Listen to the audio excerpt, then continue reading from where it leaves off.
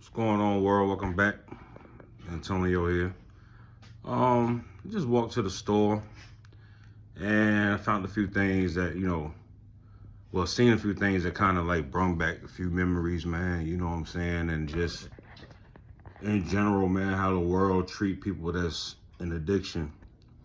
Um, it's so fucked up, man, how people don't know our circumstances or don't know our story, man, and so quick to judge. So quick to look down on us, so quick to think of us less than. Um, if people only knew the half of what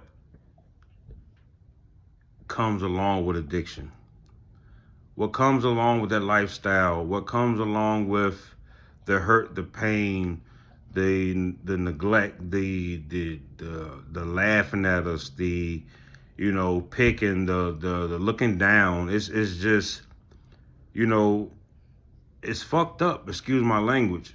And I'm sure anybody that's stuck in addiction didn't wake up one day and say, hey, let me lose everything I have to become an addict. Let me lose this $70,000 a year job to become an addict.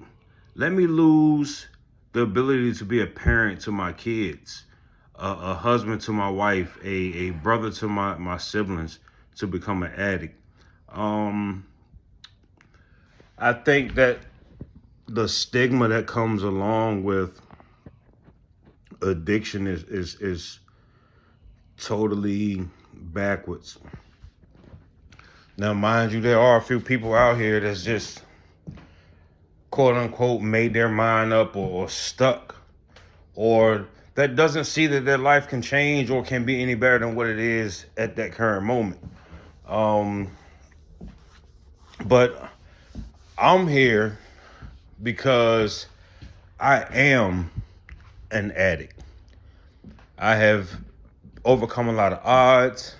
I have accomplished a lot of things in my life. I'm pursuing a lot of things in my life. My outlook on addiction and addicts are completely different now. I used to be that one kid back in the day that used to joke on the quote unquote crackheads, the addict, and not realizing that one decision could put me in that boat, and one decision put me in that boat, put me in that category, put me in that group, and it was, the teasing us, the putting us down. A lot of people don't realize that's kind of what keeps us from getting into a program or seeking help, because we're belittled so much. And I get it. We have done a lot of wrong, a lot of dirt, a lot of harm to people. But that doesn't disqualify us from being humans.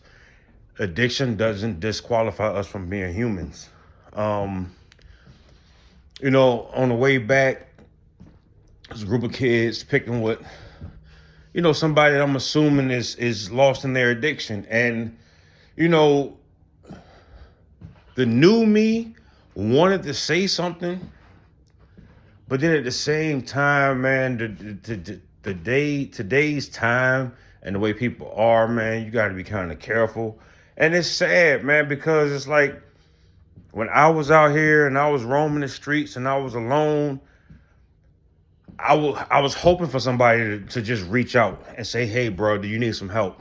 Or, hey, I have a program in case you're looking to get some help, or, to even sit and talk with me about addiction. Somebody I knew cared.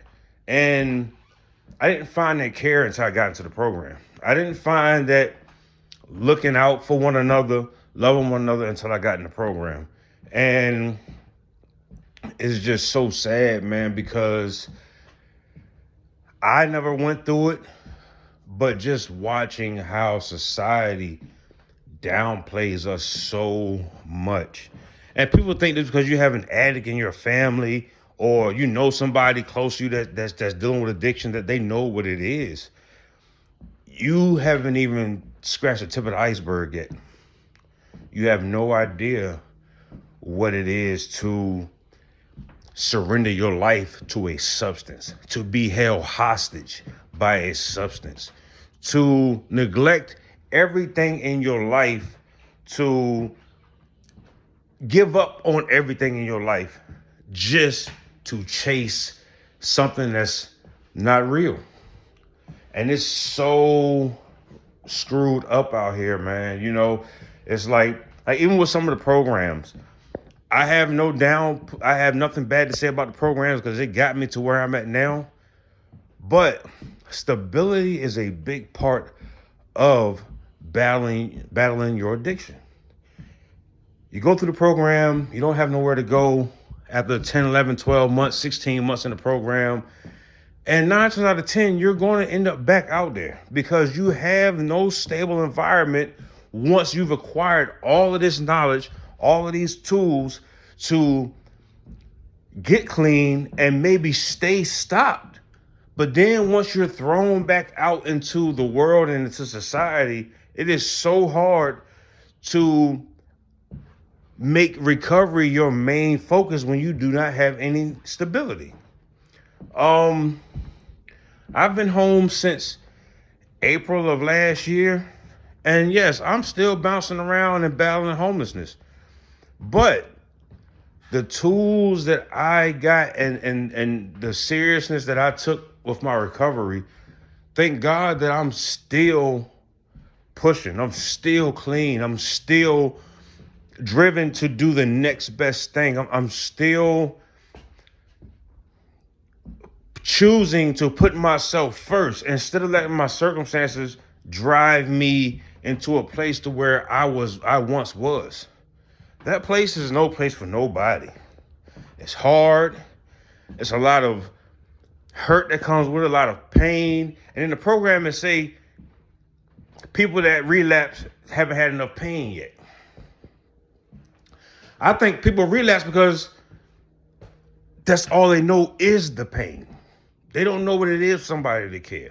They don't know what it is to really lock in and just, buckle yourself down, man, and get ready for this journey, to get ready for this ride. They don't know what it is to have somebody behind their back outside of the program. I talked to a few guys from the program that I was in, and we still on the same boat. And that's because we stay in touch. You know what I'm saying? That's the fellowship that comes along with the program. And it's a shame that you don't have that same fellowship when you're out of the program, unless you stay in touch, with the people that you're in the program with, the people that know exactly what you're going through, the people that know exactly what you went through, the people that know exactly what you're dealing with on a day-by-day basis. It is hard. And even once you get out of the programs, you may have that fellowship still, but it kind of slows down, especially for me, because I'm not in the same city I was in when I was in the program. And the programs, unfortunately, in Newport News, Virginia, they don't offer the same help. They don't push. They don't have the amount of programs that they have in Richmond. And it's just, it's sad. It's heartbreaking, man. And I would have never known that all of this stuff entails with being an addict, that comes along with being an addiction, that comes with addiction after being clean. See, a lot of people say that's an excuse. You're making an excuse. That was your past. Once you fall into addiction, yes, the things you did, the things that you chose to do are the past. But addiction is never your past. That motherfucker out there right now doing push-ups, somersaults, and goddamn jump ropes, waiting for me to slip up. Because this time when it grabs a hold of me, I don't think it's going to let me go. And I refuse to be a victim. I refuse to keep letting people that share the same commonality of addiction go through the same stuff, man, and feel like they're alone. We are not alone. We are not helpless. We are somebody. We are enough. And I'm going to keep telling myself that, the next person that, until you feel it in your soul that you are enough to be who you want to be, who you desire to be, who your family wants you to be, who your kids need you to be, who you need you to be. This is just the beginning of my channel. Anybody that's stuck out there, that's still sick and suffering, that just want to talk, that want to get your voice out, that wants to be heard, but feel like that nobody wants to hear you. Well, I want to hear you. And I'm pretty sure there's millions of people that's on this, that's on YouTube or that's on this social media that wants to hear you. There may be somebody that's involved with somebody that's battling addiction, but they don't want to turn their back. They just want to know how to help that person. We are going to be the ones that help that person. That's going to help them people. That's going to help the youth that's out here even struggling with addiction. You know what I'm saying? And instead of always thinking it's somebody's mindset that's causing them to do the things that they're doing when they're in addiction, they have to realize that being an addict is probably one of the hardest things that you will ever have to do in your life. If you ever fall onto that boat. But until then, and until the next video, for the ones that's out there that's still sick, that's still suffering, that still needs help, that wants help, I'm here. I'm pretty sure there's somebody else that's out here for you. But until you find that person, I'm here. I will make the walk with you. I will help you get clean. I will share the hope.